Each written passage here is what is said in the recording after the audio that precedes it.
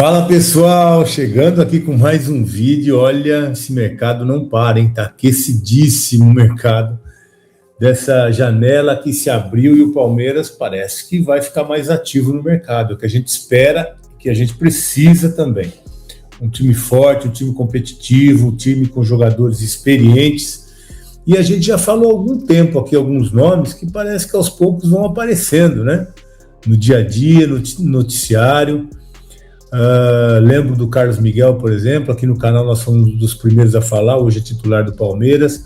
Falamos do André, o André apareceu e sumiu do mercado, né? Mas não é o caso. Do Gerson também foi a mesma coisa, mas todos os nomes que apareceram de uma certa forma que o Palmeiras demonstrou interesse. Esse negócio anda, se concretiza ou não, é uma questão de oportunidade, uma questão de diálogo, uma questão de acerto entre as partes. Mas a gente sempre está trazendo notícia, informação e nomes, e algumas até sugestões, né? Para que o Palmeiras possa realmente se fortalecer. É um ano importante, é um ano que o Palmeiras vem aí de 2 temporadas sem títulos, né? Só o Paulistão aí de 2024.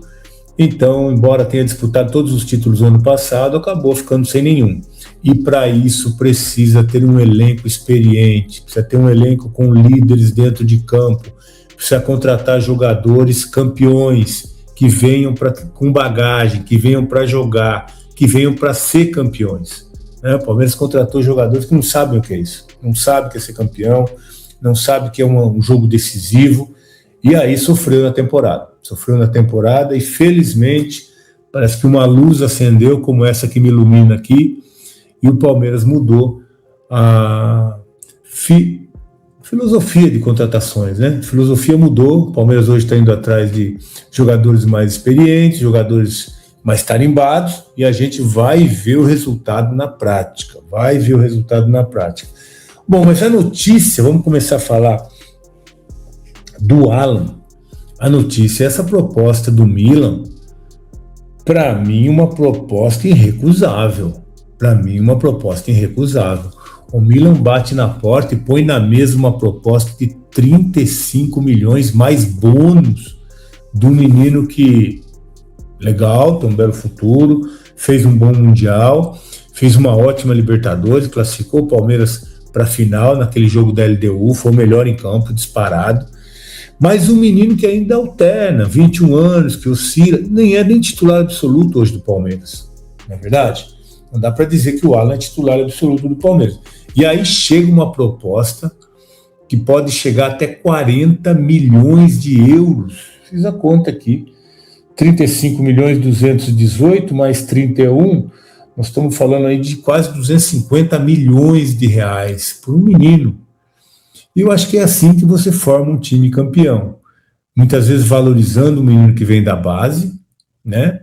Fazendo uma negociação, aproveitando esse recurso, claro, sempre reinvestindo na base, sempre projetando outros garotos. Já tem o Eduardo Conceição, esse menino é craque, hein? Esse menino é craque e vai ser outra vez desse ano, hein? O Palmeiras vende esse Eduardo Conceição esse ano, hein? Se não vender nessa janela agora, porque o Estevão foi vendido logo depois que fez 16 anos, né? Se não for vendido agora, na janela do meio do ano vai embora, porque esse menino é craque de bola. E tá em falta no mercado um meia como esse, né? Esse vai jogar pouco no profissional também. Craque. Então, para mim, o Palmeiras tem que aproveitar uma oportunidade como essa. O Palmeiras perdeu o time de alguns jogadores, né? O Veron, o Luiz Guilherme, perdeu o time de uma grande venda de garotos que surgiram, principalmente do Veron. E botar na mesa uma proposta como essa pelo Alan, para mim é inegociável, é irrecusável. Tá certo que o Palmeiras acho que vai valorizar, mas é uma proposta que não dá para desconsiderar. Principalmente porque o Palmeiras quer ir para o mercado e fazer grandes contratações. O Palmeiras está negociando sim com o Thiago Almada, a gente sabe disso, que tem esse interesse. O Atlético de Madrid não dá oportunidades, Simeone não está dando oportunidades para esse menino ainda, 24 anos, né, o Thiago, e é um jogador que cairia muito bem no Palmeiras. Aí esse lado esquerdo estaria resolvido, né? Aí depois de tantas contratações, de tantos erros, de tanto dinheiro gasto erradamente, parece que seria um nome seria um nome que resolveria essa parada. Então, eu acho que o Palmeiras tem que aproveitar a oportunidade dessa janela, negociar um atleta que ainda, né, vai amadurecer, ainda pode desenvolver, mas que já está muito valorizado, falando de 35 milhões de euros, né, e mais o bônus, mais 5 milhões, podendo chegar a 40, um dinheiro que não dá para desprezar, principalmente com o Palmeiras, como eu disse, ativo no mercado. Então, Thiago Almada seria o nome, aí você troca peças, né? Você manda o Alan para lá, aí vem Thiago, e o Palmeiras também negociando com o John Arias, outro nome que cairia muito bem no Palmeiras. Então, 2 jogadores experientes realmente mudariam o patamar do Palmeiras, muda o perfil de contratações, e 2 jogadores que chegam prontos para jogar. É disso que o Palmeiras precisa. Então, aparece uma grande oportunidade de uma venda com um número muito alto, expressivo também, de mais um garoto da base, mais uma cria da academia, e o Palmeiras precisando, né, mexendo aí, buscando jogadores, buscando contratações no mercado. Não dá para passar. Palmeiras, que já falou, já especulou, já fez proposta por alguns nomes, por exemplo, o Gerson, e acabou perdendo para um dos rivais, né, que vão dar trabalho aí no Brasileiro. Então o Palmeiras precisa se fortalecer. Não dá para especular, fazer proposta e deixar passar. Se já perdeu o Gerson, perde Arias, perde Almada, esses jogadores voltando para o Brasil vão reforçar adversário. Tem vários clubes interessados e o Palmeiras tem se encaixa capacidade financeira para ir buscar jogadores desse quilate. É claro que uma negociação precisa acontecer, porque para o Palmeiras a gente sabe que em muitos casos é mais caro, né? O Palmeiras, quando vai para o mercado, é outro preço. Mas mesmo assim, eu acho que tem que negociar e tem que definir uma contratação como essa, que faria toda a diferença. O Palmeiras precisa parar de errar, precisa parar de contratar jogador que não resolve, o jogador que vem ocupar espaço da molecada. Para trazer esses jogadores que o Palmeiras trouxe aí, são vários, né? Já falamos aqui, Bruno Rodrigues, Facundo, Sousa, Felipe, são jogadores que ocupam o lugar da base. E se ficam ocupando, até tira o espaço para um Alan que está surgindo e que o Palmeiras pode fazer uma venda como essa que está acontecendo, né? Então, jogadores desse quilate, desse calibre, dessa capacidade, não precisa nem contratar, ainda mais para gastar o dinheiro que gastou com esses caras. A base tem melhor, na base tem melhor. Então, não precisa desse tipo de contratação. Agora, de jogadores com esse perfil, experiente, campeões, que chegam para jogar e que chegam para realmente brigar por taças no Palmeiras, é desse tipo de jogador que o Palmeiras precisa contratar. Então o Palmeiras precisa assim ser agressivo no mercado quando se trata de jogadores como esse. Não dá para perder para rival, deixar o rival se fortalecer enquanto o Palmeiras não consegue evoluir nas negociações. Eu espero que realmente as negociações possam acontecer e a gente veja aí um Palmeiras ainda mais forte nessa temporada. Brigou por títulos na temporada passada, brigou, mas não ganhou. Então é momento de brigar para ganhar e esses jogadores vão dar esse perfil para o Palmeiras, um time muito mais qualificado tecnicamente, tá bom?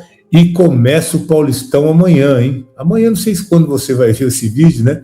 Mas no sábado, dia 10, começa o Paulistão, Palmeiras e Portuguesa, Portuguesa e Palmeiras, eu vou estar lá pela HBO Max, e depois vamos estar aqui na live, tá? Vamos estar aqui falando tudo, sai lá do estúdio, vem correndo para cá, e a gente vai fazer o canal mais uma vez juntos, falando sobre esse jogo do Palmeiras, a estreia do Palmeiras no Paulistão, que vai ter alguns garotos, mas sempre tem boas novidades, a gente está vendo como esses garotos aparecem bem, se valorizam, e o Palmeiras se fortalece. Tem que se fortalecer, né? Tem que aproveitar a oportunidade. Tá bom, gente? Espero vocês, então, depois do jogo, a gente vai estar aqui na live.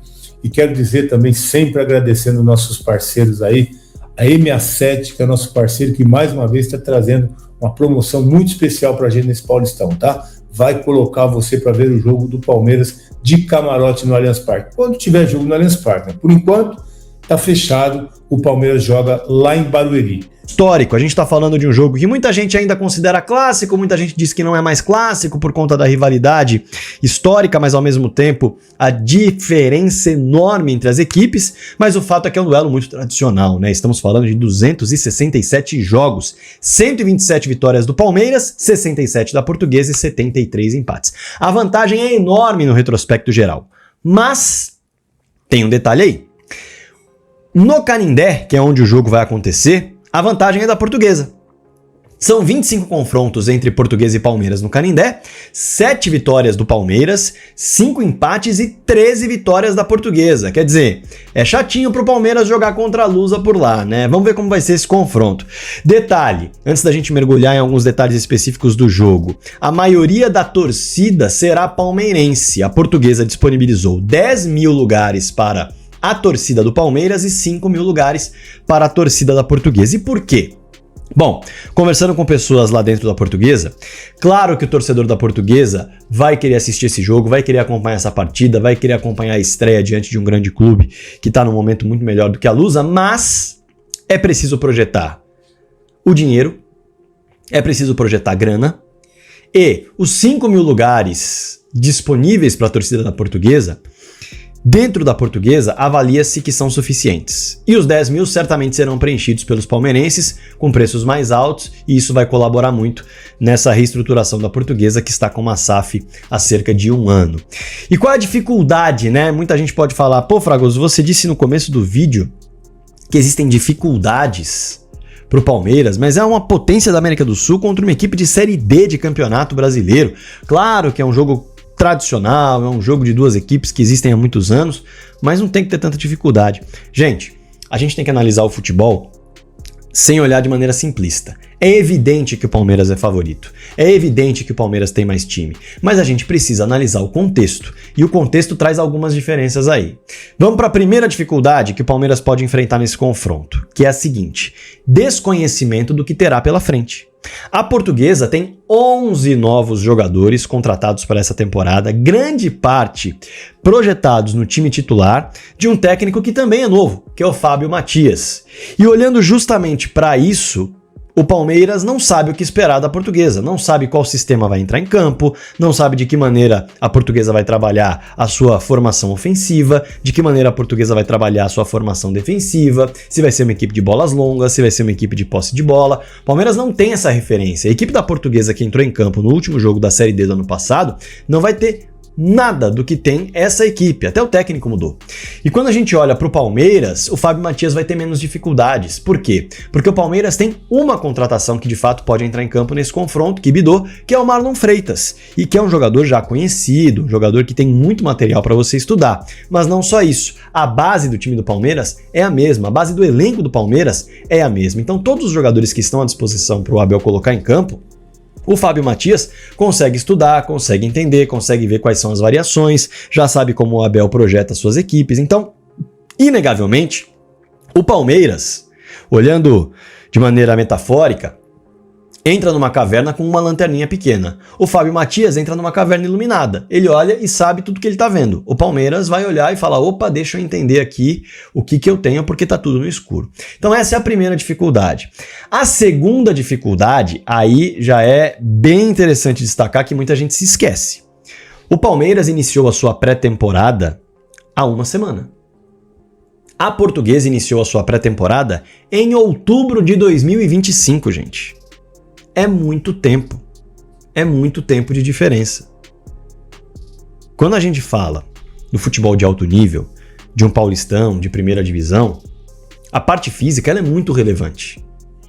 Dentro de um dia a dia em que cada vez mais tem menos espaço para jogar, cada vez mais os jogadores têm arrancadas mais intensas e tem mais tempo, ou melhor, menos tempo para pensar o que fazer com a bola, a parte física ela ganha espaço na relevância do jogo. E a Portuguesa tem sim reforços que chegaram há pouco tempo, mas a base da equipe está montada desde o ano passado, em outubro, treinando e trabalhando. E o Fábio Matias vai levar isso em conta.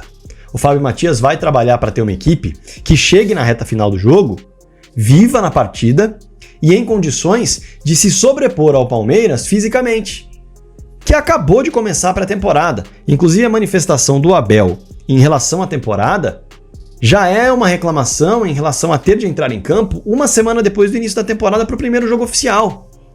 E é muito natural que isso faça com que o Palmeiras tenha um ritmo mais lento, com que o Palmeiras tenha uma dinâmica mais lenta e isso facilite para a Portuguesa, que está num trabalho mais longo de ritmo de jogo, ou melhor, de ritmo de treino, mas com dinâmica suficiente para tentar igualar na parte física a diferença técnica.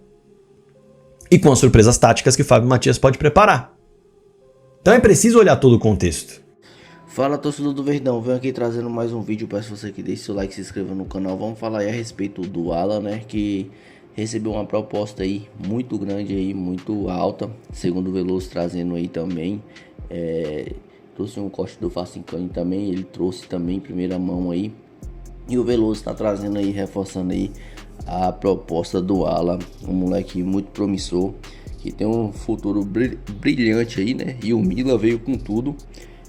Oferecendo aí uma proposta que pode chegar a 40 milhões de euros, então é muito vantajoso aí o Verdão pegar e vender e ganhar esse montante, né, essa bolada de dinheiro aí. E também tem a respeito do John Arias, né, John Arias aí também acredito que é um cara muito bom, né, chegando aí vai ajudar muito o Palmeiras que já tentou contratar ele antigamente aí, antes, quando ele estava no Fluminense, se eu não me engano. O Flamengo também fez proposta também quando ele estava aí no Wolverhampton. E o Palmeiras vai para cima dele e do Thiago Almada aí, né? Thiago Almada, acredito que seja melhor do que o De Arrascaeta aí do Flamengo.